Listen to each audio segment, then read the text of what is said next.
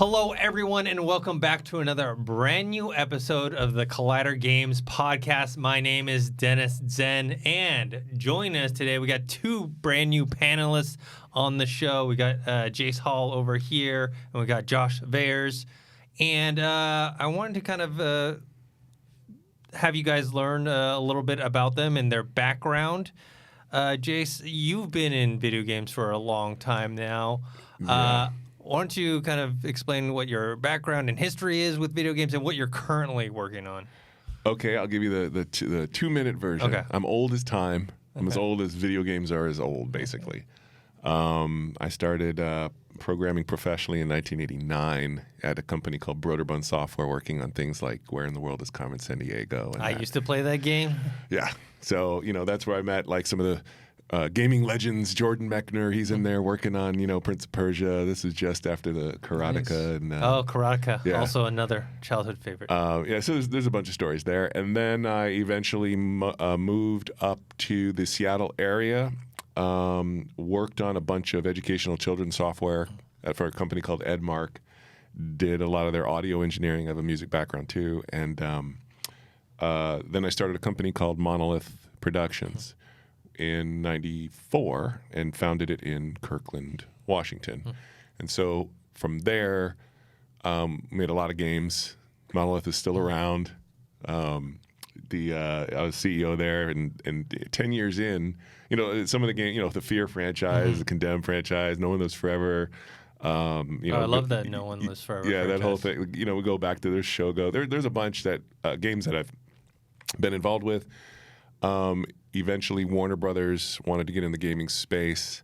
They asked me to come and start a division there in 2004, Warner Brothers Interactive Entertainment. Then, so I came down and did that. Monolith became a part of Warner Brothers, and then my mission was, Harry Potter games and getting Midway, the Mortal Kombat stuff. That's, all these things. So I've been heavily involved in making games for a very long time, from design to programming to the whole 9 yards, to managing to publishing. And so a lot of the people who run game companies now are people that I quote unquote grew up with. And then I started doing film and television related to the same kind of audience. I executive produced a TV show called V, which came on after I remember. Lost, and that was interesting. And did some online content. I eventually bought a company called Twin Galaxies, which deals in world records and player achievement, and ran into Rick Fox. Rick Fox and I became fast friends, and next thing you know, he wanted to own an esports team. So he went out and bought one, and then he asked me to help him. So he has a company called Echo Fox. And and then sort of through all that, it's been quite an adventure. So I've been, involved in esports, competitive video gaming since, forever. And Rick and I started with Todd, a producer. Todd's a guy who I've been working with for like 10 years. He makes all kinds of content. He's like I call him Todd Kubrick, because he likes to just direct and do takes. And we started a podcast about 4 or 5 weeks ago called the GG Podcast with PodcastOne. And all three of us, we kind of sit around, and the whole purpose of our podcast is to sort of be a bridge for the mainstream, not the hardcore gaming audience or anything like that. It's the mainstream to be introduced to video game culture, specifically as it relates to competitive the competitive scene. Yeah, I was talking to you earlier about that, just because even though I've been around video games, my whole life, the competitive space to me is still a little bit of a mystery, and you were kind of explaining something. Maybe we can get into some of that later in the show. But yeah, it's fascinating stuff to me. Yeah, there's a whole pantheon. Anything from speed running to the fighting game community to things like League of Legends to what's going on mobile, and it's just. It's important to understand that when people say esports, a lot of times they just think of like Overwatch or League of Legends, right? That's why I tend to say competitive gaming, because it's much wider. It's much more inclusive of what people are doing, and not everything is it's just people sitting on PCs concentrating and trying to win a StarCraft tournament or something like that. I love those speed runs, man. Yeah, those are really entertaining to watch, and there's a whole community there, and so the GG podcast, which you can follow it at the GG podcast on Twitter or whatever. It really is just talking about sort of larger scale introductions to stuff like that, issues, things like player toxicity. What does that mean? How does it comment on culture? And Rick, being a 3-time NBA basketball champion, he's very accessible to the rest of the world, and so he believes in competitive gaming, and that the people who participate in the activity of playing video games, he views that as a very valid activity, just as valid as him playing basketball and winning in the NBA. And he stands up there and he goes into the public markets and talks about it. He went on The View and said that, and he got laughed at by all, the people there. And so he's a big icon, and I'm just kind of riding his coattails in the podcast. That's me, and that's what I'm doing. Cool. Wow. Josh? That's pretty hard to follow. I'm actually a student in my last semester out here. Avid video game fan. Been playing video games my whole life. Huge into just anime and video games. Much so JRPGs, RPGs in general. I probably play more video games than I should. No such thing. There's no such thing. But other than that, I'm an actor, aspiring writer. That's why I'm in LA. Love the city. But yeah, I'm just here to talk about video games and be a fanboy. So hopefully you can kind of help us out on the second topic of Final Fantasy live action series. I'm looking forward to that. Yeah. All right, well, let's start off with the first topic. We got the Cyberpunk 2077, which is one of the most anticipated games for the. Well, we know it's coming out next year, but there's been a lot more details being leaked out there. It's not going to have a morality system, so they're not going to be judging your character whether you're a good person or a bad person. There's no system in place, though I think a lot of the decisions you make will affect outcomes in the game. It's just they're not going to have okay, you're a good person, bad person. There's going to have multiple endings to the game. Also, romance options. Multiple romance options. Also, they're predicting the install size to be twice as big as Witcher 3. Yeah, well, that's just the whole. I mean, that's a given, I guess. The game's massive, right? It's going to have ray tracing as well, which I'm looking forward to. Here's what's interesting to me. So they're not going to have a specific morality sort of framing. Yes. Right? They're just going to have consequences to your actions, right? And you be the judge of what that means, right or wrong. And they're also emphasizing that the romance is whatever it is that you want it to be, right? Because I guess in The Witcher 3, our hero there was only interested in a very particular type of person, right? So here they're saying, we're structuring something that's a little open-ended, and so I just wonder, will they take the next step, and since they're morality-free, that's kind of undefined, are they going to be gender-free and undefined too, right? And it's part of the same theme, because they're trying not to create any compartmentalization for anybody. I wonder if that will be a later announcement where they have taken on that particular issue too. Possibly. I mean, remember with Mass Effect, the romance options. At least I know for I can't remember for the male side, but I know for the female side, you could engage in romantic relationships with other female characters. But I'm not But I'm not so sure the males could have relationships with other males. If I remember correctly, I don't think that was possible. They'll be doing that in Cyberpunk, which is quite cool, including everyone. Are you guys excited for the game? I mean, this is my type of game. When we talk about games, there's various different shooters, online play, multiplayer. I'm all about this single player, right? RPG, story-based, character-based, let me just get dropped into this world for 60, 70, 80 hours. Right. This 100%. Is my type of game. I don't know about you guys. Exactly the same for me. I love the aesthetic of it. I remember the first time I saw it drop in E3, it blew me away. I was so excited. I didn't even know that CD Projekt Red was working on something new, you know? So the entire aesthetic of it, Keanu Reeves being in it, that's incredibly exciting. The driving I'm looking forward to as well, being able to just call your car like you could call your horse back in The Witcher. That's really cool. Yeah. I might say a hint of controversial stuff about this. Clearly, the game is, a work of art. It's a massive undertaking, and it's just amazing on all those levels. But you got to remember, I come from like the ancient times of gaming, where gaming actually was hard. In fact, an arcade machine was there to not be nice to you; it was just try to take all your money. So you really had to work. It wasn't there to make you feel good at all.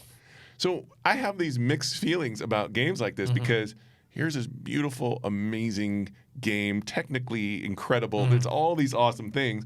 But I know that the designers and the engineers are going to have to accommodate what I refer to as the crybabies. So they're going to make this game, and I'm sure it's going to be possible to basically click the button and skip through, just finish this, quote unquote, finish the title, right? And have this rewarding experience with minimal effort. Because if there's anything super difficult that's thrown at you, right? It's like, oh man, the game developer, they're bad. They suck. They've made me feel bad. That kind of thing. So I'm worried that it won't be challenging enough. Well, that it's gonna have here's this real opportunity to create incredible progression, and progression feels good when you've met resistance, right? I mean, who wants to just put in put the game in and then click the button and it says, congratulations, you won, here are all your achievements. There's nothing done there. So at the very least, I'm hoping that they have a modality there that is incredibly difficult for those of us that want that aren't going into this thing just trying to get pure rewards and just feel good all the time, where you really want to work hard and get a big win. But man, I've seen so many publishers and developers just take a lashing for having any kind of real difficulty in their game. Even if you can turn it off, they get in trouble. So mixed feelings there. Okay. If they do that, I hope it's like a different difficulty setting that you could choose. I'm personally a fan of when you can go for the easy option and just watch the story, enjoy the aesthetic. I like to do them both ways, play it the first time properly through, and then just watch it like a movie, if you will, the second time. But let me ask you a question on that. It would be nice if you could choose different options for that. All right, let me ask you a question though. Let's say there is something totally amazing that you can gain or unlock only if you win. I would like that. Only if it's the hardest level possible to of course, to beat. Yeah. So you wouldn't get mad and say, "Oh man, you're trying to make me play it through the hard things just to get that one thing. It's totally unfair. I should be able to get." It would be so worth it, man. Okay. Oh, 100%. You choose to do that, All right. And I'd be livid if there was a pay to win kind of plan to that. I'm not a fan of any type of pay to win or pay to unlock. Oh yeah, that's a whole nother can of. Oh yeah. Yeah. But do you feel like in this generation of gaming that it's too easy? Because you have a game I haven't played it yet, but Sekiro: Shadows Die Twice is notorious for being very, very hard, and so hardcore gamers kind of flock to something like that to play it, right. to be challenged. Yeah. But do you feel because like they're starved? But do you feel like, and I've started. I played from the Atari 2600 days. Games definitely are not as hard as they used to be. Right. Well, so here's the thing. So, I spent a lot of time around professional video game players, right? And they have incredible skills and they're really good, but they actually can only be as good as the difficulty that's placed before them. And, so I get this sense where they're not as good as the game players of old, right? Even though they have incredible, reflexes and all this other stuff. But it's not their fault. Totally not their fault. There are people who are more than happy to take on the challenges, but game developers won't create them for them, right?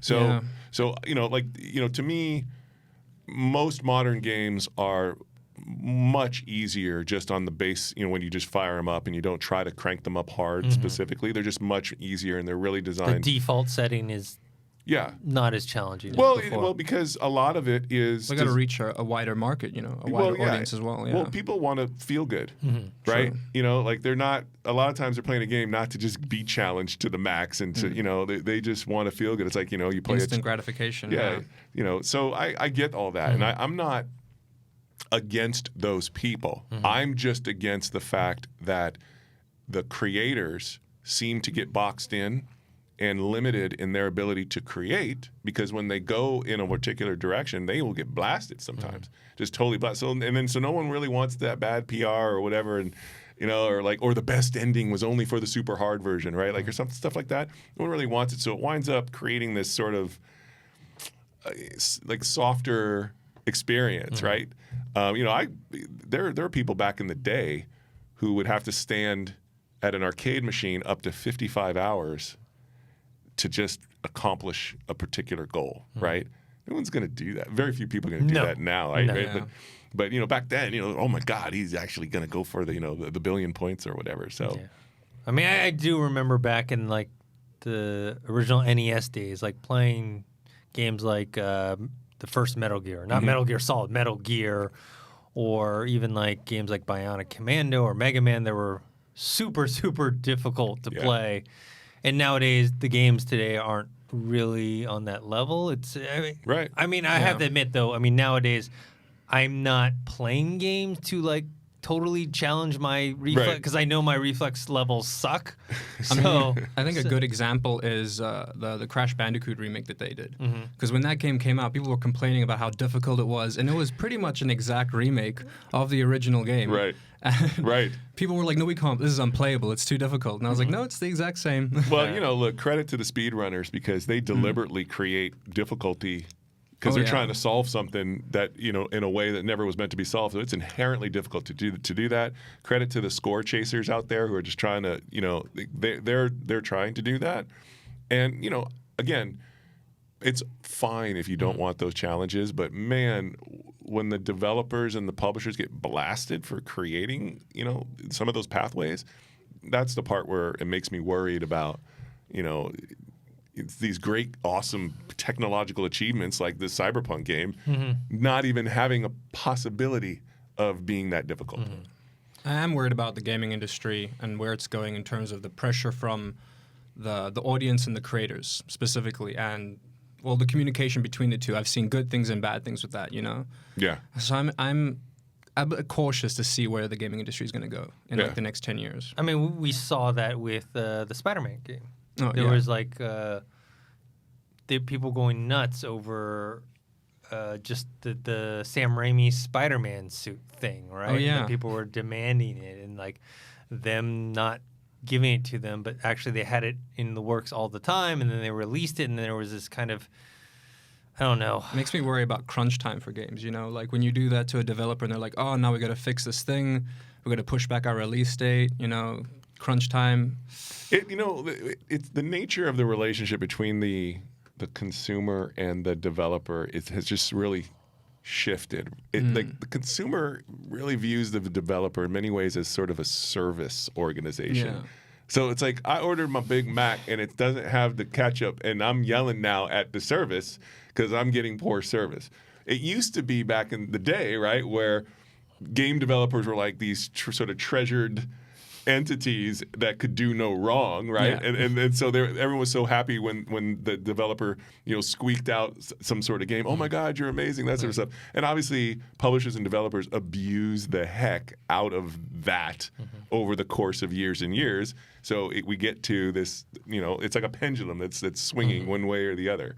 But I don't think it's limited to the game industry though, because now you look at something like Game of Thrones. Yeah, the last season comes out. A lot of fans aren't happy with it. They get upset. They tell them to change. Basically, do a ridiculous petition about redoing. You know what I mean? Look at Sonic. I mean, they got pushed back. They had to do a whole redesign. There's a lot of like ownership of these things, right? That they're demanding from whether it's movie studios, TV companies, the creators. or Well, okay. So let me make a counter argument just to do that. what if there really hasn't been a change, that the only change that exists is the fact that the people now have a way to communicate their displeasure. Oh, yeah. The consumer has too much power It nowadays, had I always think. been there, but they had no way of expressing it. So you never felt like there was any of this stuff going on, but it always was there. But now Yeah. you're just seeing it. Yeah, I mean, I definitely that avenue to express it, and also to, I think also this is where the internet is great and terrible for fandom, right? Because you can connect with other people that have similar interests with you and discuss, and which never existed before. You know, I grew up in a time where it's like me and like 10 other guys who play video games in the whole high school, right? Right. And so it's like then you automatically are now friends with those people. Right. You don't have that anymore, right? You can find people, a million people online that have the same interests as you. But now you have that one-line communication. You can band together, be like, I don't like this, and we're going to all band together and protest something, you know, as you know, trivial as you know, a suit from Spider-Man. It's a little silly. Excuse me. The Spider-Man suit is not trivial. I just think that's enough. Let's move on. Okay, thank you. But yeah, it's definitely a double-edged sword Yeah. that we're living in today. So let's talk about the next topic. We've got Final Fantasy live-action TV series in the works from Sony and Square Enix. Hive Mind, which produces The Expanse, and also the upcoming Witcher series for Netflix, will be co-producing this adaptation. Final Fantasy, I have to admit, is not a franchise I'm too familiar with. I know it's huge in the video game world. I just never got into it. But I did watch the Final Fantasy Spirits Within movie that had come out. Yes. It was like 97 or something like that. That was the was like best 98, Final Fantasy 99, thing yeah. that ever existed. What's your guys' take on? I'll start with you, Josh. What's your take on this? Because you said you are I'm a huge Final Fantasy okay. fan. I think I started on Final Fantasy VIII on the PlayStation. I had no idea what the hell was going on because I was so young. I'll be honest, but I played it for hours and hours on end. It's I don't know. It's one of those games that I always come back to. Like I'm currently playing Final Fantasy 12 for like the 15th time, which is funny enough that I bring it up. So I'm looking forward to a series because a movie's difficult to do, I think. It's going to be nice to see a series and play it out. They're going to have chocobos, which are cool. Very excited to see the chocobos. They've set it in the world of Final Fantasy 14. Those are those little yellow birds or something like that? Yeah, they're like roosters that you can ride, kind of. Yeah, you're talking to a guy who originally with Pokemon thought Pikachu was Pokemon. Like I thought the name Pokemon was Just Pikachu. So when you say chocobos, I see a bird, right? I wish you could like pull up a photo or, to see it. They're actually adorable. Okay. So I can't wait to see the live action version of this like feathered bird that you ride on. It's gonna be amazing. So it's set in Final Fantasy XIV's world of Eorza, which is really cool. I played Final Fantasy XIV, the first expansion, which is great. The new expansion's coming out real soon. I think early access came out today. I got some friends playing it. Mm-hmm. I'm probably going to get my subscription up again just to get back into that game, especially with the series coming out. They have the nice thing is because they're basing it off of a world that they've been building for the past couple of years, they don't have to do any world building for one, you know. Each Final Fantasy in itself is different, but this isn't going to be different. This is going to be Eorza, which I'm just excited for. I'm excited to hopefully see some similar faces. I know we're going to see Sid, which is like a reoccurring character in a lot of Final Fantasies. Not the same person, but he's always like a readaptation of that character, usually mechanic. So I'm very excited to see all of it. Really, honestly. You see, you see, Josh. This is my concern.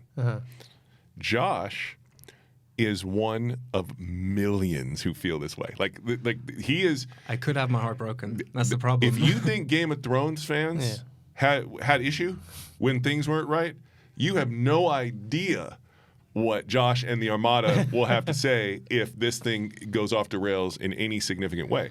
So my concern, I think it's cool that this is coming, but I worry because unlike comic books and comic book characters and all that, which were designed to be told in a very linear fashion, video games tend not to be. And also our experience, whether we've been moved emotionally and everything by the story, is still intertwined with our gameplay experience that we enjoyed along the way too.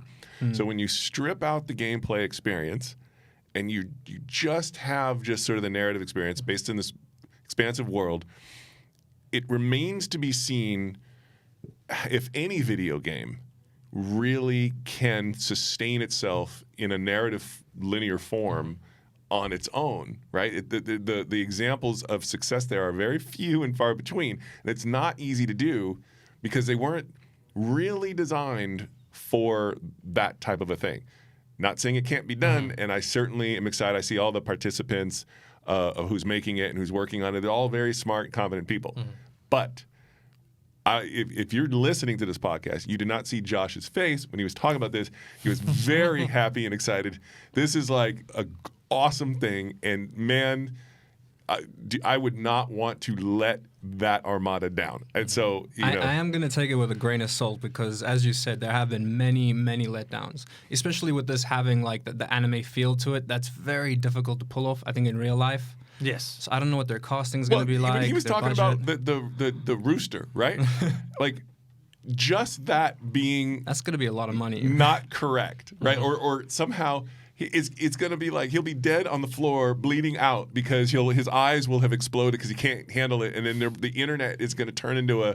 So the upshot is if they get it right and it's amazing, they're going to have a huge hit on their hands. Like everyone's going to be like totally into it, and it's going to be amazing. So I always I want to encourage the gaming industry to see if it can express itself through narrative and all that. So that's all good, but.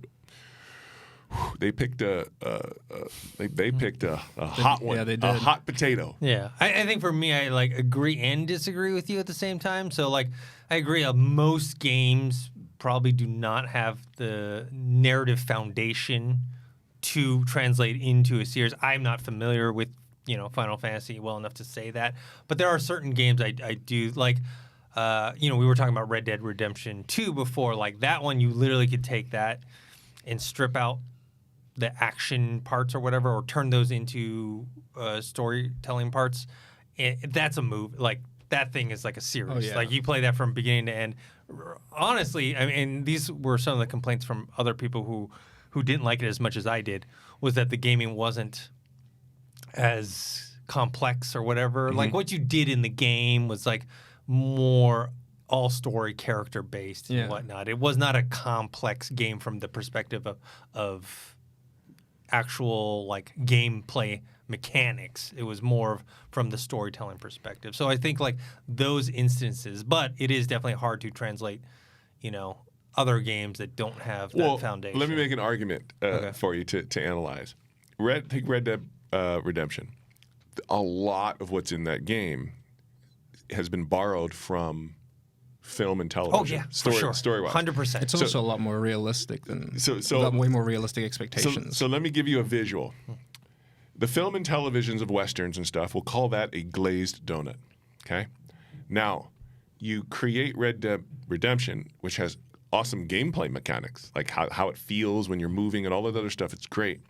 Now I take the glaze off of the donut of the western and all of that stuff, and I make Red Dead so it feels like a western. The gameplay's in there, the story elements I'm familiar with. But it's the glaze. Now I then make a movie from Red Dead Redemption, which I'm taking the glaze and trying to recreate a donut. So what I worry about is, can you do that? Or does it? It's like Star Wars. Beautiful world, rich, million different ways to tell stories. Doesn't work really well as a Christmas special. Oh my God. Right? There's certain implementations that don't work, right? And so for a video game, does a movie work? Sometimes it can. Or does a TV series? Is a movie better than an ongoing narrative series like what Netflix might do? I don't have the answer. We'll see. We'll probably see in the next few years because we have the Halo from Showtime series coming out. Right. We have the Witcher series coming from Netflix. Monster Hunter World. Yeah, and then what was the other one? The other big franchise that Netflix is doing as well. I Was don't it know. Castlevania? No, Castlevania was the animated Yeah, series. They did really good on that. Yeah. Why am I blanking? No, Resident Evil. They're doing a Resident Evil live action series, I think, for Netflix as well. So, I think in the next few years we're gonna see how it plays out. Yeah. I think it's funny having watched the turn happen for the past like 5 or 6 years. Like you've seen like everyone's been doing remakes, and I've been watching people do a lot of like live adaptations, and I knew that it was finally going to get to this point where everyone in the city is going to be like, you know what? Let's just start taking other older IPs. It's just going to be a lot easier. Right. So I mean, it's going to go that way. It can only get better, I think. You Well, know? look, I'm all for it. I just don't want a lot of broken hearts. Well, there'll be plenty of That's broken. going to happen. But that's the gonna thing happen. is, broken hearts are even amazing stuff. There's like people who have broken hearts. Oh, yeah. It makes baby Jesus cry. It makes it. Yeah. I mean, that's the thing is people are outraged over anything nowadays. I know. Like any tiny little thing, especially you're talking about adaptations, right? It depends whether or not fans like Josh are going to be upset when they change something that narratively will work better for the television series, but isn't authentic to the original source material. Right. Right. When that happens with everything, happened with Game of Thrones, Harry Potter, et cetera, et cetera. It's just. I just urge caution. That's Yeah. all. Yeah, I'm supportive. I I just hope urge caution. everyone takes it with a grain of salt. Really, I mean, Yeah. I think you're asking too much from Most definitely. from the family, or have a very optimistic view of that. yeah. I also I definitely have like rose-colored glasses on right now. I got that biased point of view. I do love Final Fantasy. He was so happy when he was talking Yeah. about it. He's Yeah. smiling now when he's talking about it. Oh, I yeah. mean, people for the longest time were thinking, this would be great for a movie or whatever. They had that movie, which technology-wise was kind of breakthrough, but not so much. They're doing a Mortal story-wise. Kombat. Yes, live action. Oh, that's gonna be I good. mean, Yeah. Yeah. Well, hopefully. I mean, the casting. Have they even like been solid on the casting for that yet? Not sure, but they There's have a a lot of director. people- yeah, a lot of names. James Wan's producing it. It's I think a commercial director that's directing it, and they're going to shoot in I know Australia. Terry Crews wanted to be in it. He said he Yeah, wanted to play Jax. He wants to be yeah. Jax. I mean, there were some rumors. I don't know how solid they were about. Look, if you can make an Aquaman movie watchable, You know it's going to be good. He has a good chance of doing it with Mortal Kombat, right? Yeah. The God of War movie is going to be good when that finally happens. Yeah, that could be cool. Yeah, that could be really sweet. All right. Next up, we've got Apex Legends Season 2 trailer. Are either one of you guys playing Apex Legends? Oh yeah. I am not, Okay. but I've watched a lot of people play it, and this trailer showed something that I thought was awesome. The dragons or the giant? I forgot what they're called.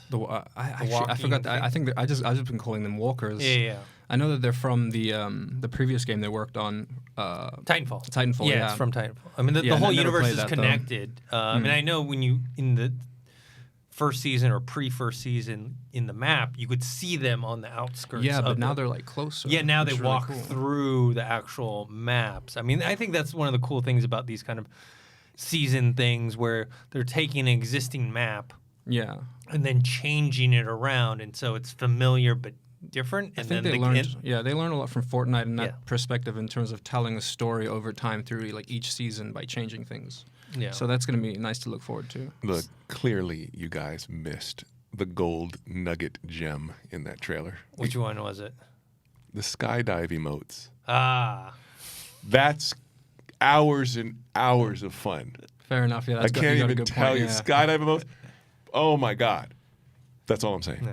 For me, like we were talking about competitive gameplay. Like I suck at these type of games. Apex Legends I can get into because it's a team-based, squad-based, co-op play. That's why I like Halo. Because I suck, but if I have a good enough teammate that can kind of help me out or whatever, Right. then I can get some enjoyment out of it versus me going in alone and just dying like very, very quickly. Oh, I like the interaction between people because I have a group of people I play with all the time. Uh-huh. But a lot of the time, I like to just get a couple quick games in before going out or something. Like kind of pumps me up, and it's just nice to talk to the strangers. And just play a game with them. Like they're all just focused on the game. It's good stuff, though. Yeah. Yeah, or you get some douchebag that like steals all the good loot, Yeah, like and right off he the just bat. ignores you. Yeah. Wait, don't you mean the better player. You mean me? That's what you meant. Yeah, and then they'll ask you for stuff, and then like not give you anything. But the dragons have been cool. Like, yeah, I've only encountered like 1 or 2 so far, because I think it's only 1 per map, and it kind of flies around. I mean that's good to limit it, to make it I special agree. versus like, oh, they're just everywhere. I wish there was more interaction though. Like, I kind of like wish that the dragon came down and like fucked with you a bit more. You know, like blew some fire in your face. But no, it's quite cool. I like it's a new system of carrying loot around, which is quite nice. Speaking of these type of games, narrative-driven PUBG game. Yeah, what's up with that? Yeah, so obviously PUBG was actually before Fortnite with the whole battle royale thing, and then Fortnite took over, which happens a lot in not just in games but in technology, where it's like the forefront guy gets left behind. I would argue it started in Minecraft. Funny enough. Really? The battle royales, yeah. Like there was a Hunger Games Minecraft mode, like back in like 2010, 2009. People still play that, and that's essentially the same thing. Like the storm comes in, you got to get your loot. Yeah. The if my memory serves me correctly, I think my friend Glenn Schofield is running that. Yes. Is that formerly of Sledgehammer and Visceral Games. He's leading up a new studio called Striking Distance. Okay. That's taking on PUBG and turning it into a narrative. Well, this is what I would say is it's in good hands. It's obviously a completely new product that he has to build in the PUBG universe, so to speak. And the PUBG universe is fairly thin, so he's got probably a lot of creative space to do some fun stuff. Got a lot of room to work with, yeah. Glenn's been around for a long time, and so he knows what to do, I would think. So I'm hopeful. Yeah, I don't know much about it. I remember I read about it this morning, funny enough, the first time. So I'm excited to see more about the universe itself, because like you said, there's not much there. So I'm excited to see them add more and really like flesh out that world. I get very hopeful, not even just hopeful, I get just very excited around companies, developers that do well, that like branch off of other games. Because I know PUBG started as a Arma mod, I believe. Like all these other games that always start as a mod or like an extra map for a different game. Yeah, like Counter-Strike was a Half-Life mod. Exactly. And became huge. Dota was a Warcraft 3 mod. Well, I would think that you run this risk with something like PUBG because it's not fully fleshed out content-wise. People in their own minds have sort of created their own version, and so when they now actually create new canon, it might not match up to what people individually have just sort of created in their own minds. Game of Thrones. So it's always a challenge. Yes, the expectations and people's own. I mean, actually, that happens with Star Wars too. People have theories. Never happens with Star Wars. Have their own theories, and then when they don't come true, they get. Which I feel like I need to do a callback to any of the listeners who haven't seen the Star Wars Christmas special. Please go watch the Star Wars Christmas special. Yeah, that was That was I believe it or not, I saw the Star Wars Christmas special when it aired. Oh wow. Like I remember watching it, and it didn't make any sense. It went into this Boba Fett animated thing. I didn't understand. Were you just confused, just staring at the screen, like baffled? Because literally, like at that time, the last thing I had seen of Star Wars was like the movies, right? Yeah. So there wasn't even like a full context of why some of these characters were behaving how they were. Didn't make. I don't know. Do you think George Lucas has nightmares about that? Yeah, I'm sure. I can also remember back in that day, not today, because today, like basically, if you the bigger television shows basically are mini movies, right? Right. Back in the day, they shot that stuff on video, and video back then was crap. Like it was like, everything looked like a soap opera. So you're like, oh, watch the movies, and then you saw this, you're like, what? You could tell there's on a set. You know what I mean? Like they're here on like.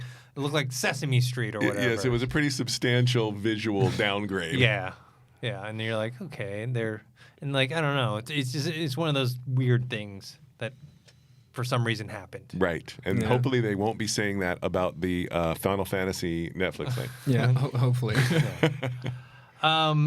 NBA 2K19, people are upset. They have the ads, unskippable ads. Yeah.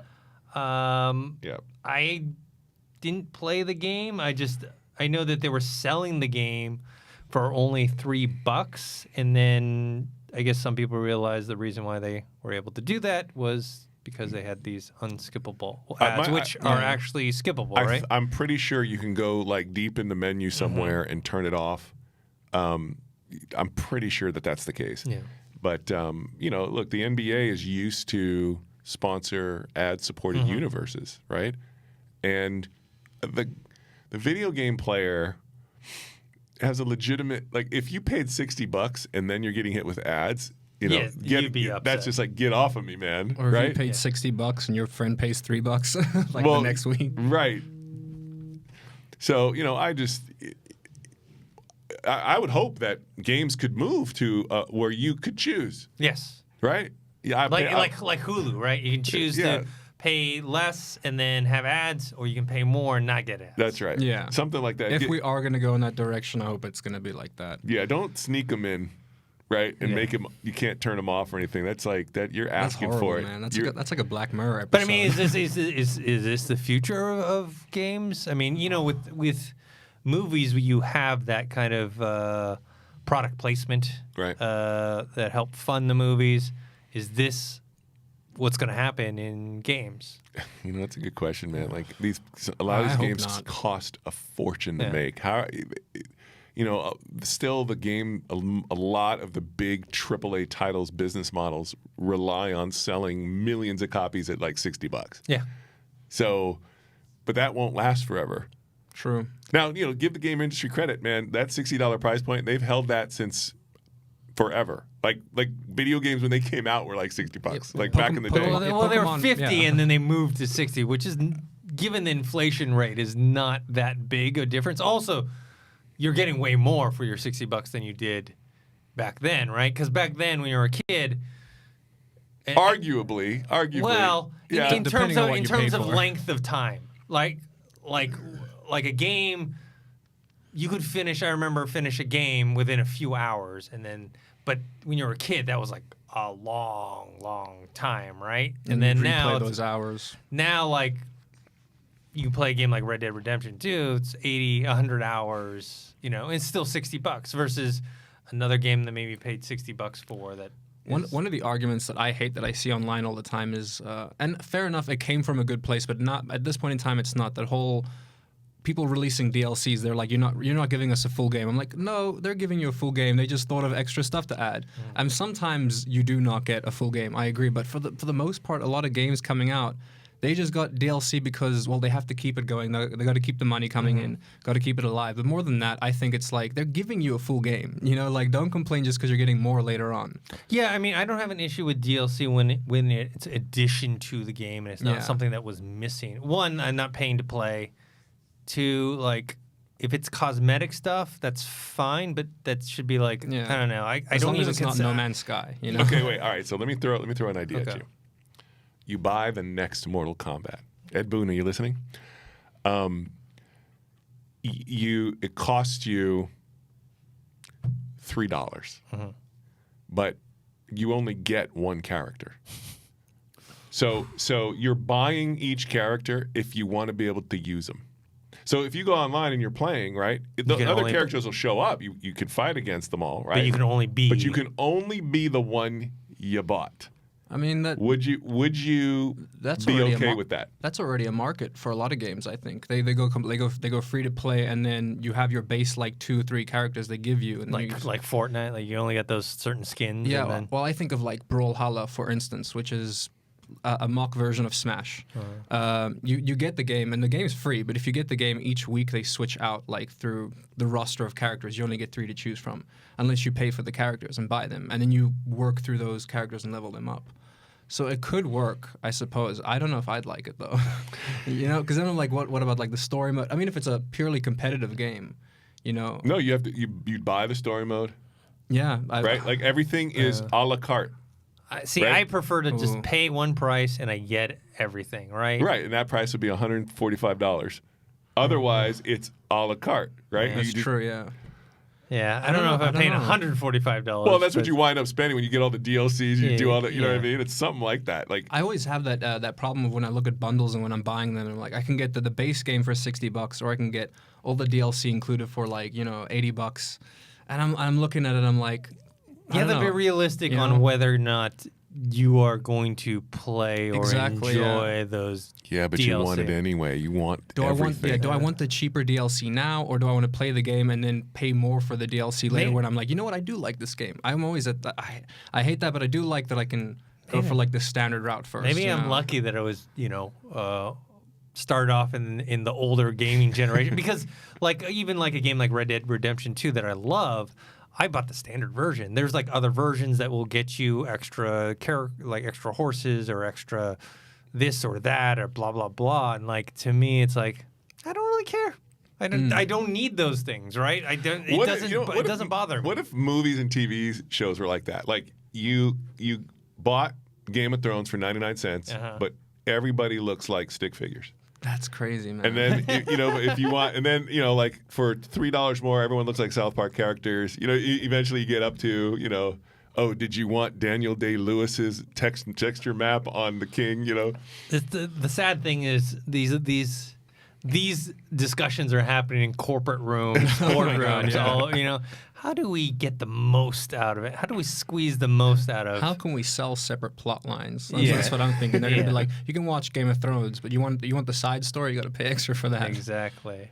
On the next topic, we got Epic exclusives. Their strategy to fight Steam is to use exclusives. I mean, Steam is the dominant PC store. Epic, I don't know what their market share is, but I do know that they took a big hit recently, didn't they? Epic or Epic, yeah. Well, like I know a lot of developers pulled their products. Some people were getting refunds, I think, for pre-orders.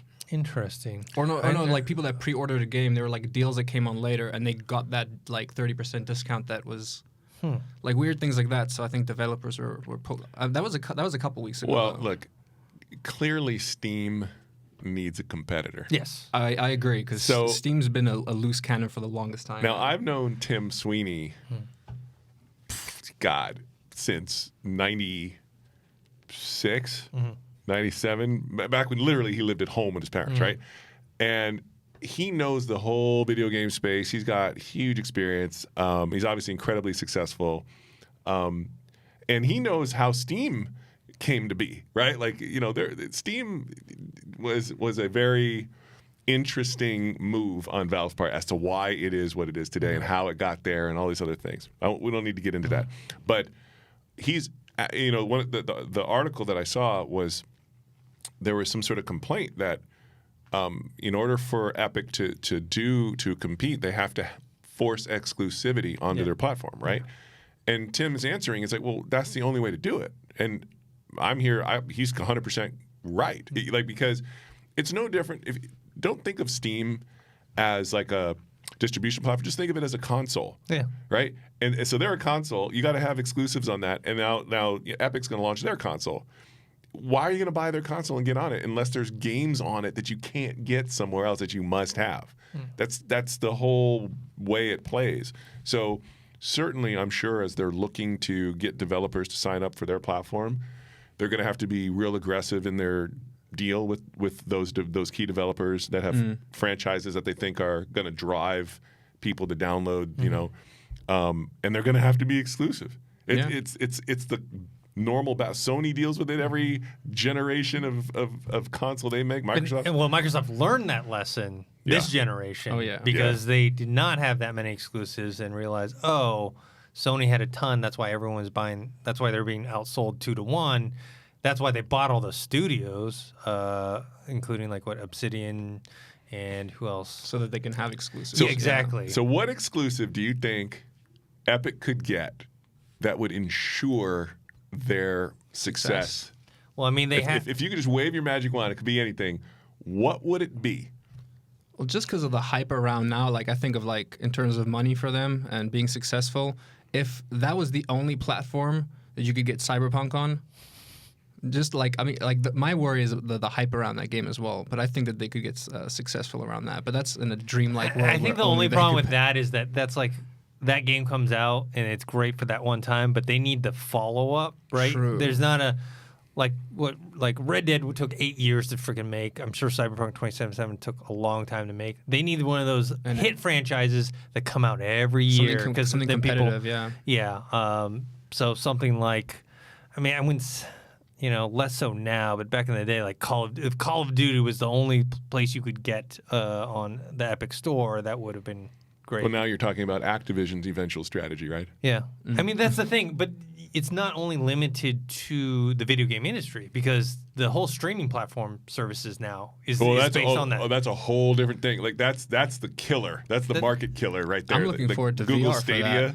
and all that stuff. Yeah. Oh yeah. Woo. So the exclusives for the streaming but I'm talking about streaming like Netflix or Amazon, right? The only reason why you would pay for a subscription to X, right, whether it's HBO, it's a particular show. That's why HBO is quickly getting that Game of Thrones spinoff right in because I'm sure their subscriptions have dropped off significantly since Game of Thrones ended. So this is happening in games and with the Epic Store and the Steam Store as well. I know Epic is touting that they take a far less significant percentage. They have to. They have to be more attractive. All that stuff. 12% versus 30%. Right. Oh yeah. I'm sure they have to. Yeah. But I keep thinking like, what game could they get that would? And then you get in this weird. Like I started thinking, well, what if? I mean, Borderlands 3 is already going to be exclusive. Yeah, but that's not going to be big enough. Like you need something on the scale of. I'm not saying this would work, but. You get Miyamoto to create the next Mario, Super Mario, on that platform. And that's the only place it's going to be, right?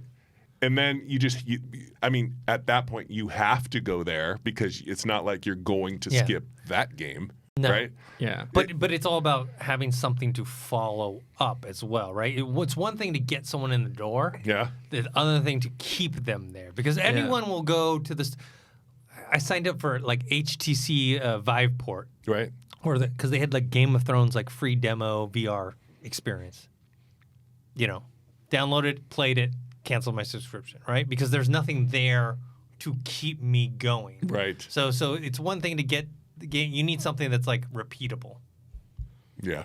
Or something with seasons. Well, now you're seeing like how hard it is. Like what Tim and Epic have to think about and grapple with and figure out how to solve because it's not easy. Valve is very successful, very entrenched. What can you do? But the market will benefit. All gamers everywhere will benefit if there is a yin to the yang. Well, same with the consoles, right? You don't want just PlayStation or just Xbox One. I'm telling you, the great leveler is going to be something like Google Stadia. Oh yeah. Yeah, right? For sure. Because the minute you can just stream a game and it doesn't matter, and they've solved the latency issue, you won't even care about distribution platforms anymore. I think about streaming video games and VR, like the Oculus Quest, and just like that's what I'm looking forward to is streaming like in these intense high definition games to a wireless headset that I can just put on. That's going to be incredible. But the thing is this model of exclusivity is going to happen on the streaming stuff. That's just going to happen. Like. Google will fund their own game eventually that will be exclusive just to Stadia because Microsoft will have their xCloud. Everyone's going to be fighting. Yes. And then the third-party stuff, right, will all be on all the platforms. Right. Then these streaming services will have their exclusive. PlayStation will have their service, and they'll still have their games exclusive to their server. And that is the problem. Then you have to be subscribed to every single service. Well, and then that's where you get into what happened in the massively multiplayer online gaming universe. You couldn't have a $15 World of Warcraft account, a $15 EVE Online. Like it's true. At some point, you can't have. You can't have them all, and that's what's happening with streaming video right now. Right. There's Netflix, Hulu, Amazon Prime, Disney Plus is coming out later this year. But do you know what's working for that though? It's still even if you get them all. It's cheaper than your cable bill. Yes. Right? True. Very true. For now. For now. You're paying $150 for your cable bill for so long. You're like, oh, I can get all of these things for like a total of $60. Yeah. I'm getting a deal. Yeah, definitely. So, but yeah, I think this is kind of not the end of the story when it comes to stores and streaming and whatnot. I am happy that the Epic Store started doing that because I remember I've had the Epic launcher since Fortnite came out.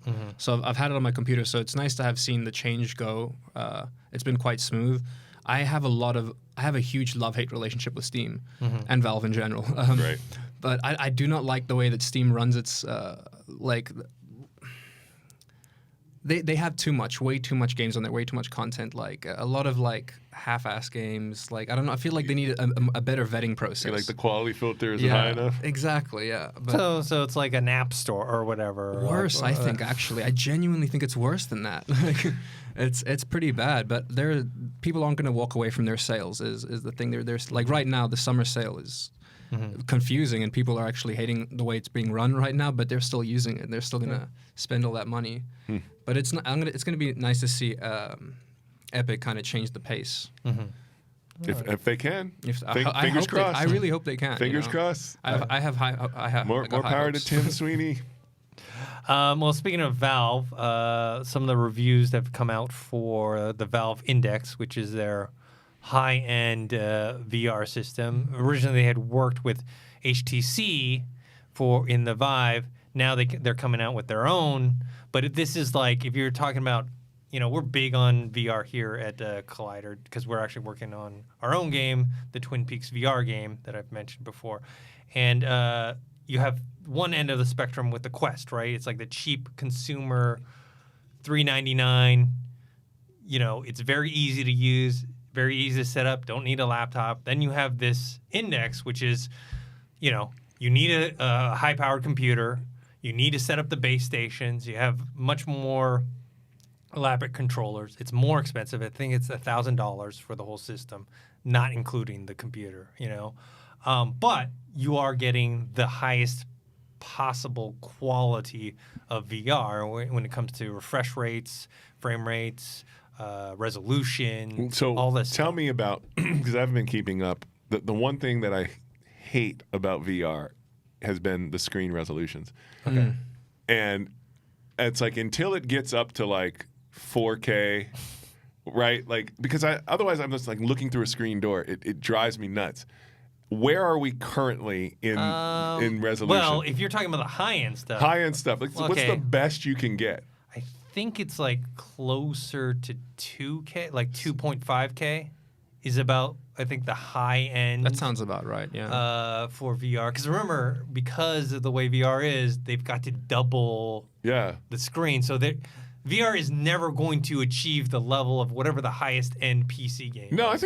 I think once you hit like 4K, okay. You're no longer looking through a screen door. Yeah. Right? A magnified television set where you see like the giant pixel. It kills me. Yeah, okay. Yeah, so we're around there, like 2.5K for so the we're high like end. halfway there. Yeah, and Okay. but the thing is with Quest, which is everything is in the thing, so it's definitely not as powerful as any of these things. It's definitely a lower resolution, but as a product, it's much more mainstream, and people will buy that, right? It's like when I talked about like technology being first doesn't always mean that you're going to be the most successful. Also, being better doesn't always mean you're successful, right? Because we've seen that in console generations. There's much more powerful systems that come out, but that doesn't Neo mean... Geo. Yeah, or even I think PlayStation, was it 2 at the time, was the more powerful system, but they lost that generation. Beta versus VHS. Yeah. Anyone can remember that. Classic. Right? Yeah, where VHS wins. It's an inferior product, right? But this is where I think the Oculus Quest is going to be a game changer because it is simple. No one wants to set up like I know how to do it because that's what we do here. But most people... The Quest is so quick. You just put it on. You turn on, you put it on, press a button, it's on. And the store is already there. Your library of games is already there. Also setting up your Guardian space. Yes, exactly. Yeah. So easy to do. So that's like the first thing. It's cool because like I remember experiencing for the first time. I've done a lot of VR, but this was so exciting for me because I almost felt like I had night vision goggles on because you have the cameras in the front, so you have vision, and then you're in almost like AR interacting with it, drawing the boundaries so that you don't escape it, and you just stay in the one spot and don't knock things over. But that for me was like the moment where I got so excited for the future. Like the first time I tried VR, I was like, whatever, my head hurts, Yeah. I'm nauseous. This time I was just like, I was so in it, man. The way I'll kind of relay it to people listening is, yes, the resolution isn't the best right now.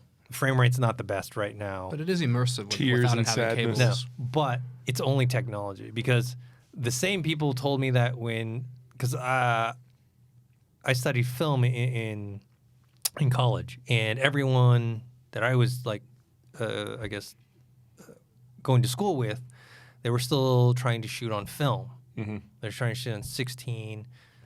No way they were shooting on 35 because it's too expensive. But I had discovered mini DV at that time. Mm-hmm. And everyone's like, oh, it looks like shit. It's terrible. It was 720 by 480, right? Right. Where are we today?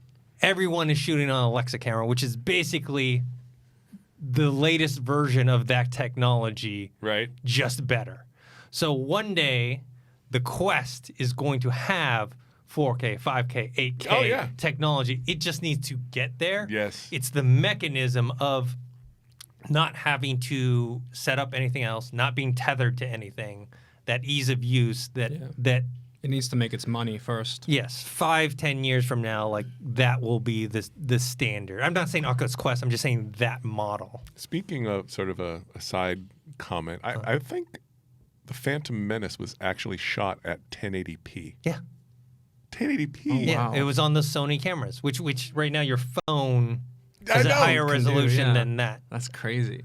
Like the source material of this movie is 1080p. That's kind of makes me sad. Because any remastering is just going to be some sort of interpolated mush, right? If they had shot it on film, they would have had it.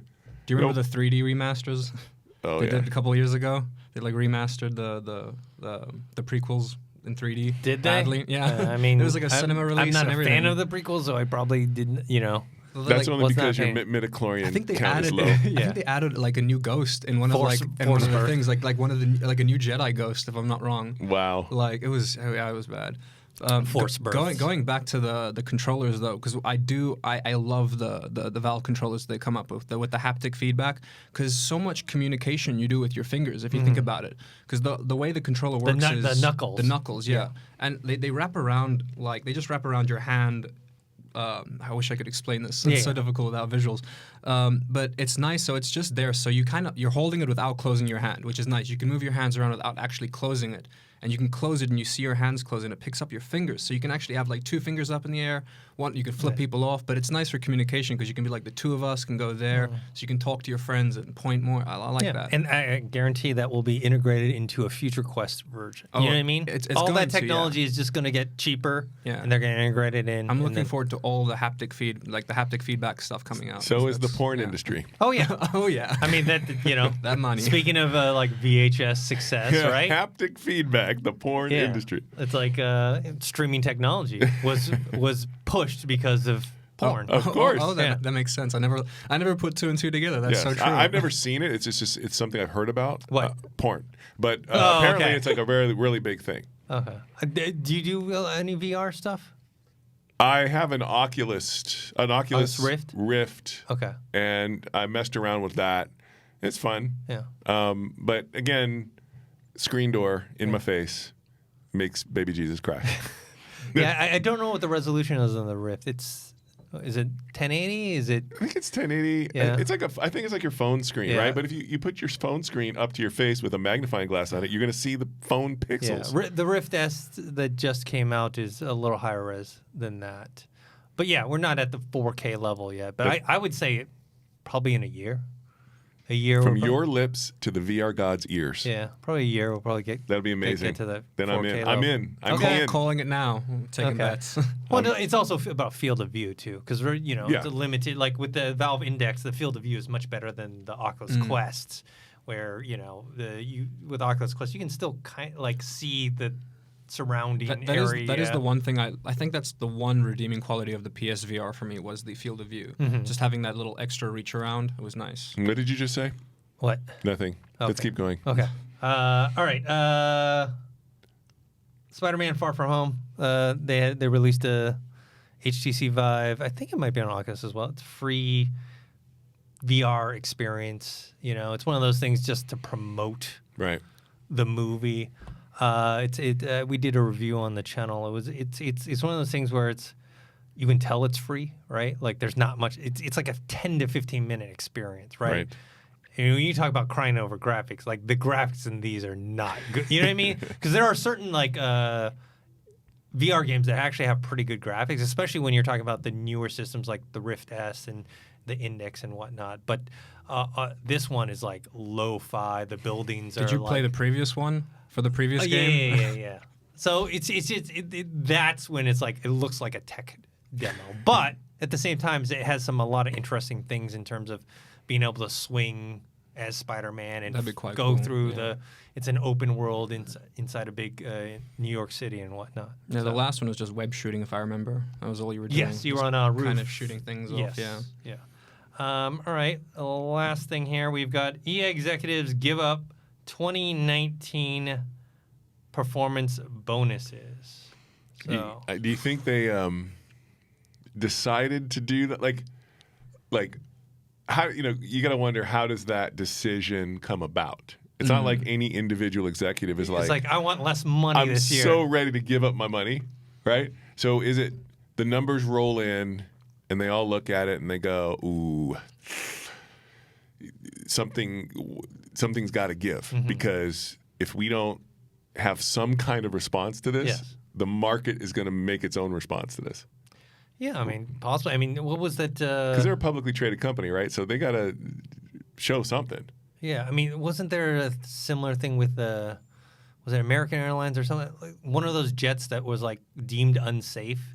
They like The Boeings? Yeah. Like the executives of the Southwest. airline was like Southwest, We're yeah. like, okay, our executives are going to fly on that plane from now on to prove that it's safe. You know what I mean? Right. It's one of those PR moves Right. to get people That's to what feel. I'm thinking about this. I wonder if they all sat around there. Oh, how did it come to light? Like, how did they announce this news? Detailed in a summary of EA's business on the Quarterly report or something? on the U.S. Securities and Exchange Commission website. Yeah. Okay. CEO Andrew Wilson and his executive staff have elected to not receive monetary bonuses they typically would be as part of the EA's pay for Yeah. performance compensation. So what they're doing is they're getting in front of the shareholders with their own little whips and whipping their backs. Yes. Before they get whipped. Bad performance. With a bigger whip. Yes. Like Dobby. They're like, I'll hit it myself before, something like that. Oh, that's funny. That's got to suck, though. This is, especially, it's like, dude, you can't control the market. You don't know what game is going to, you know what I mean? I feel for them on that. It's hard. Yeah, I mean, I think a lot is attributed to the disappointing performance of Anthem. Right. Like Oh, they thought yeah. that was going to be like one of the biggest hits I of thought the. that was going to be a big so hit did too, I. man. Yeah. So did I, and I played the demo and I actually really liked it. But then people started complaining that there really wasn't much more to the game. Yeah. I mean, I had high hopes. I was waiting for them to add more. I think it could have done well, but then just the players left. And after that, it's like, what are you going to do, you know? Yeah, I think it was an error in strategy of the. Like I always say. Well, here's the issue. What I think happened with Anthem is, so they big developers like this. They back smaller developers, and then they want to see some. They want to see something like, okay, you're gonna make a game for us, right? We want to see what it looks like in a year from now. The first, and this is what I read up on. The first demo I saw at E3, what was it, 2 years ago for Anthem, or was it just last year? That demo was basically the one that they showed to EA, saying like, "Oh, hey, this is what we're working on so far." But like, that's all they had at that point. And then they had 7 months to finish the game. It's always a recipe for disaster. Like what? Like they spent 2 or 3 years in pre-production, and then 7 months in production or something. Yeah, that's it was not crazy, yeah. man. Those type of crunch, and that's one of those The things crunch time, too yeah. that like when they want to hit a launch date, right? Exactly. They don't care, and then, this happened with Bethesda and Fallout 76. They announced Fallout 76 last year at E3, and they're like, "It's coming out in November." When they announced it, I was like, "Oh, this is a year and a half away," and they're like, "It's coming in November." I'm like, "That's a bit early for something they've never done before, which is Right. online multiplayer, and then 2, just a game of that scope, and you haven't started beta testing this thing yet, and look what happened with that in November. You guys had to add the very things that you were running away from. Yes. You know? So- We're going to give you a game without NPCs. So it's one of those things where then you, on the flip side, you see Rockstar. They had a date for Red Dead 2, and they knew it wasn't going to be ready, so they delayed it. Yeah, because they have infinite money. Yeah, well, Yeah. But they are taking huge risks on these games. They are, but I mean, there's this real interesting thing where, especially in Rockstar's case, for some of their products, they can spend as much as they want and take as long as they want, and they're going to make all their money back. Because A, they know how to make a game, but B, everyone's ready to just pay. GTA is still making money for them. Blizzard used to be used in to be that like- kind of position where like anything they put out, everyone was going to buy. They could take as long as they wanted. They could just whatever delays, and then it would come out and everyone bought it. But Yeah, now they're suffering a little bit. there's a little bit of issue there. Yeah. A hint. Do you think that was because of the Activision merger? You know, I think it's a lack of games, possible. I think it's honestly. it's like any successful company. At some point, it gets less hungry, right? Yeah. And bad habits that somehow existed during the success times kind of stay because you didn't really realize it's a bad habit because you made all the success, and those eventually start to eat away at your process and. You know, that's like one of the worst things that can happen is if you go out to make a video game for your first time and your first game and everything, and it's a huge hit. Because there is no way you know how to make a video game properly, right? Like procedurally or whatever. Like so, but you're going to think, I just made an enormous hit, and this is how I did that. I'm going to do that again. Happens with directors and Yes. actors and so whatnot. it like really embeds in some potentially bad habits that, you know, eventually will get you. I mean, I look back at when they turned away Dota for the first time, when they were like, "No, we're not. This is we didn't see this going anywhere." You know, they were so sticking to their guns on just having the StarCraft, a Warcraft kind of IPs. At that time, I think they were too scared to like branch out to other new IPs, and then they did Overwatch, which is still incredibly successful. But I don't think that they have enough IPs to be one of those top contenders anymore. You know. That was a bold statement. Yeah. And that's just coming from a fan, though. That was to be no I fair. mean, StarCraft is, you know, one of my favorite games of all time. I still play StarCraft too. I purposely didn't purchase the second one because it was taking so much out of my life playing it. It's a never-ending game. That's the problem with Right. it, right? That's why I love these, like, even when they're 50, 60-hour games, like It ends. Fallout, or it ends, So right? you can get on with your day. Yeah. I mean, trust me, I'm gonna jump on the Warcraft 3 remaster coming out. Like as soon as that comes out, that's my life. Yeah, I just can't. Like, it would just literally would destroy my life. So I purposely, like, I'm not going Well, that's why to play I stay. That's why I don't play massively multiplayer online Yeah. games because, I mean, back when Ultima Online came that. I out, remember that. I could not get away from that game, and that was Ultima Online, like 2D isometric. Yeah. I was having the time of my life with my friends in that game, and you know, I started to install mouse macros that would move your character and do repetitive stuff to build up your character Nice. and have a whole separate computer. And I was just like, what am I doing? So yeah, I got to stay away from those addictive things. Well, we don't have any more news stories, but I think we should have a discussion because I think you and me had an interesting discussion before we started just about the competitive gaming space. That's something I'm not too familiar with. Can you kind of explain what you're doing with Twin Galaxies and like how you foresee the space? Well, it's okay. So let's just sort of let me give you the bold first statement. Okay. This is what I see after being in the game space for 30-something years, right? The game industry historically has been about the video game as the primary point of interest and source of content for the industry. And that, of course, makes sense considering publishers are the ones who have all the money and they're the ones paying for the product creation, and the way they make money is by selling the product. So it's important to understand that the video game industry grew up entirely independent as an entertainment industry from all the other entertainment industries. music and movies and TV and sports all have interconnecting arteries. They're culturally they're like cousins. The video game space was like just on some other island. They literally had it, so it grew up as this independent culture that was very focused on worshiping the almighty game. And that's why most gaming websites continue to do that to this day. Hey, a new patch. Hey, this. Hey, that. Now, further into that culture, video game publishers and developers, it's gone to the point where it's very hard for people to even identify individual human beings that have worked on games specifically by name, right? If I said, name me 35 game designers, you would just like look at me, right? But if I said, name me 35 actors or 35 directors, you might have a shot, right? So it's important to understand that the culture is so rock solid about the game being all important that's how it's been. Well, here comes streaming and YouTube and all these things where people are streaming the product, and people like they start off being like, oh, that person is really good at playing this game that I play, so I'm watching to learn.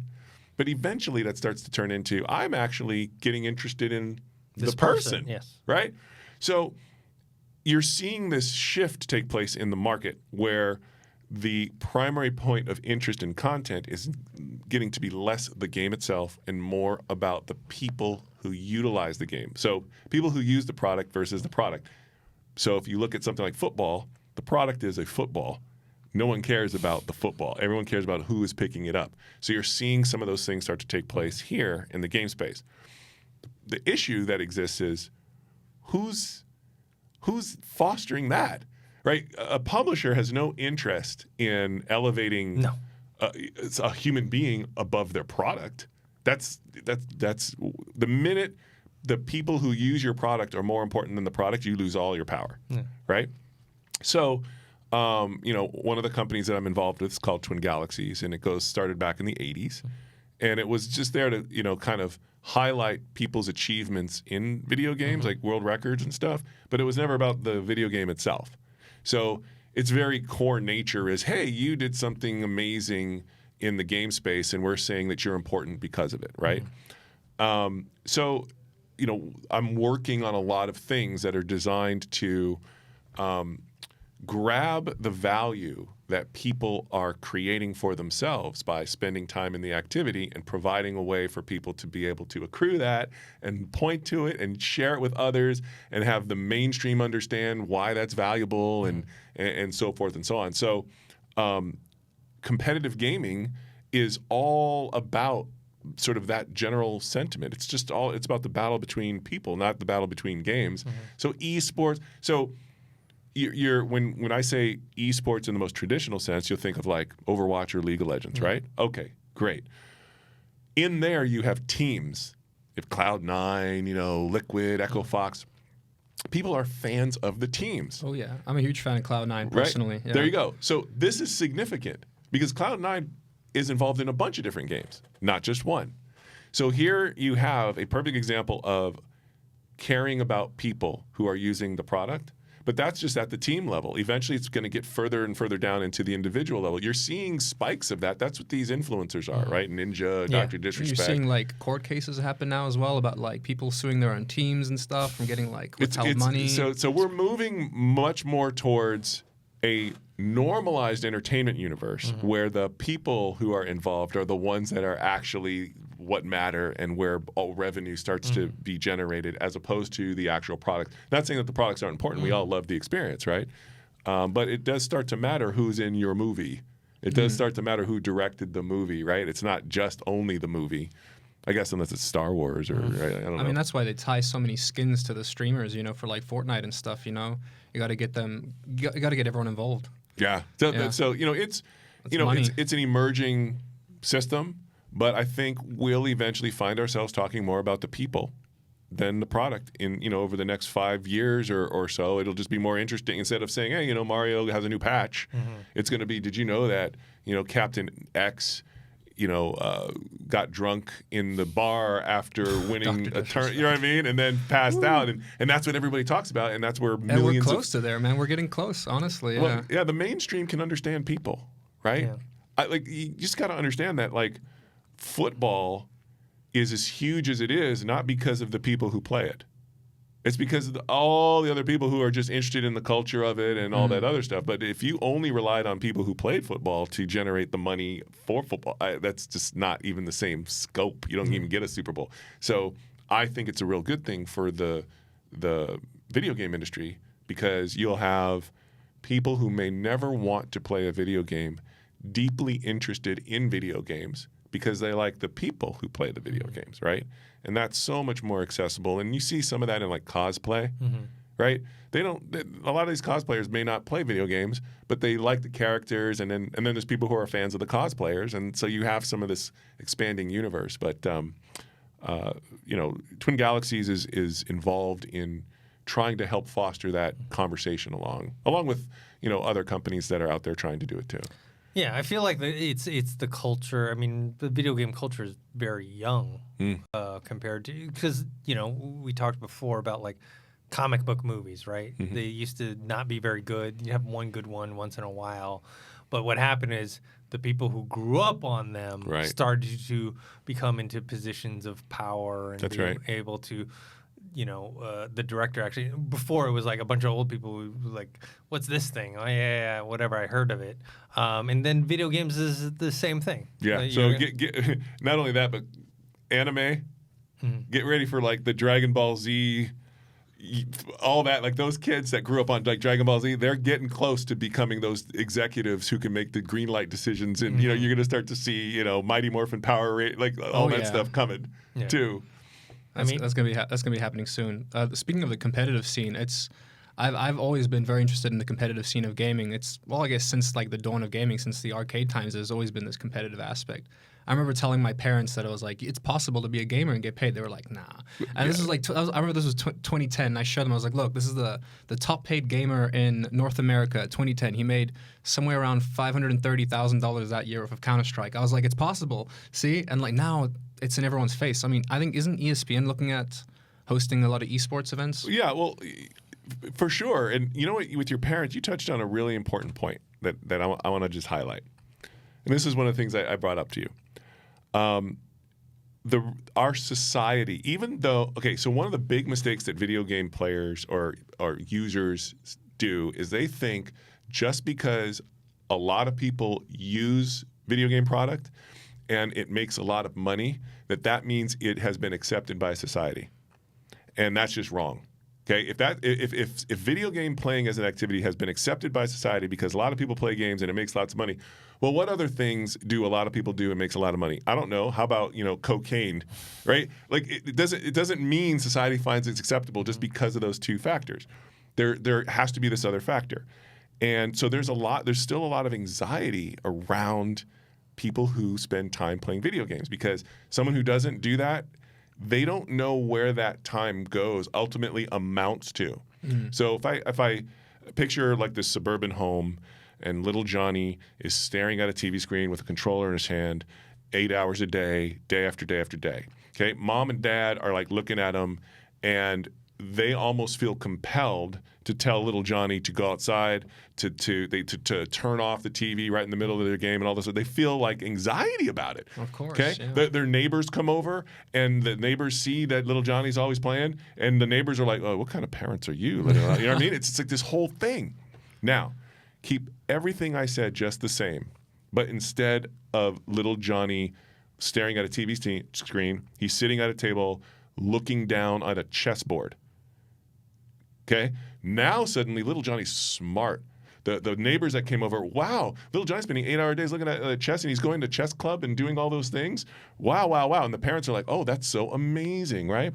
What's the difference? They're both playing games. In fact, little Johnny could theoretically be playing chess on his Xbox, and that would create anxiety in the parent, right? That's true, yeah. It's all about perspective. So you go, well, what's the difference between little Johnny playing Halo and little Johnny playing chess? They're both games. He's spending the same exact amount of time.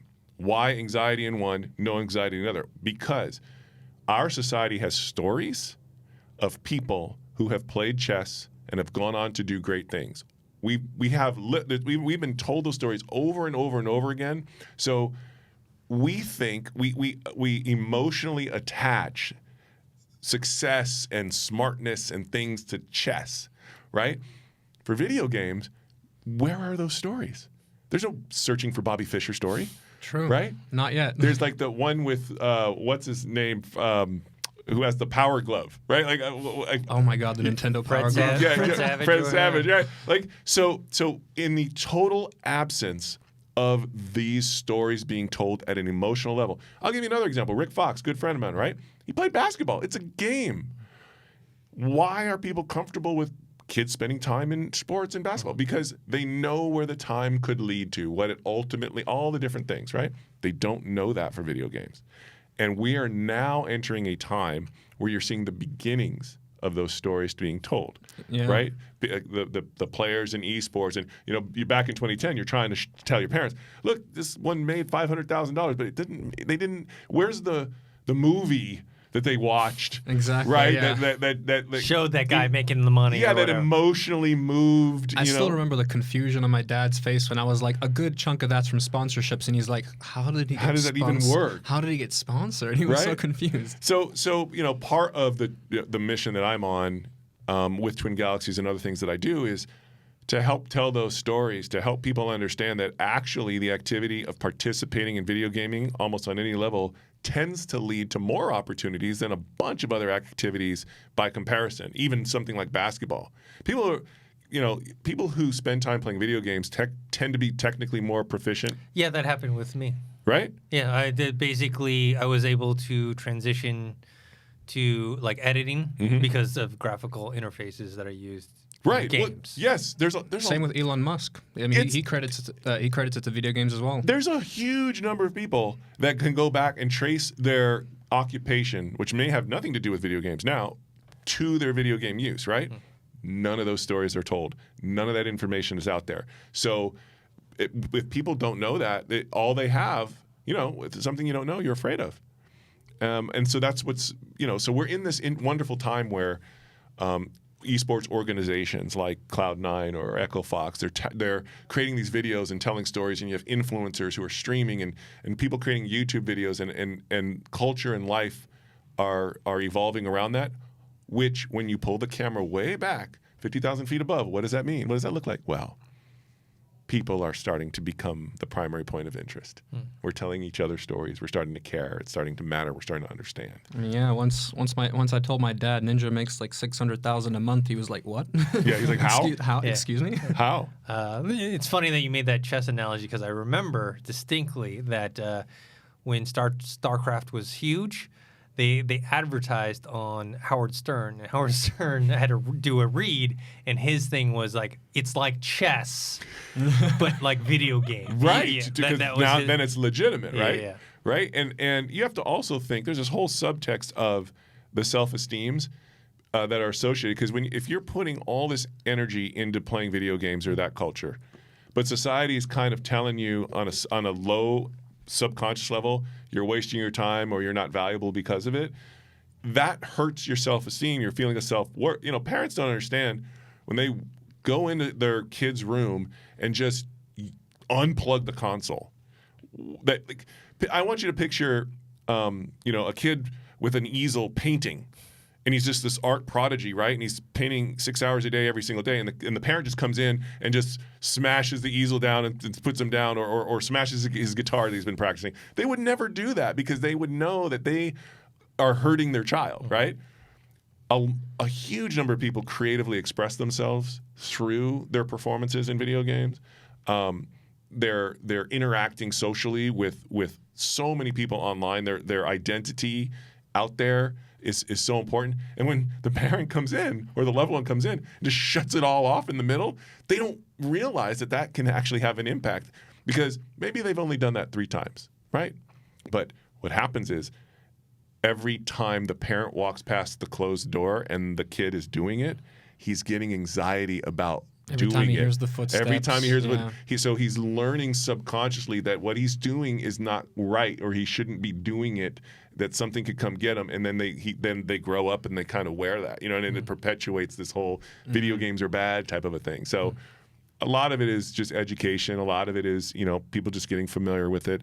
But also, and that's taking it all the way back to our podcast, that's also one of the functions of our podcast, is to help the general population who may not understand video games kind of get what it's all about and why it's a good thing, and why not to be afraid of it. And certainly everything in moderation, right? Yes. You can do too much of anything. Anything. Right? Food, drinks. Yes. Binge watching too much television. Yes. Like I've done many, many a time. Oh yeah, for sure. But don't fear what you don't understand. Just try to get educated about it and see. I'm a lifetime video game culture person. That's all I've ever done. I never played sports. That's all I cared about. I've gone through all the computers. If you cut me, pixels come out, right?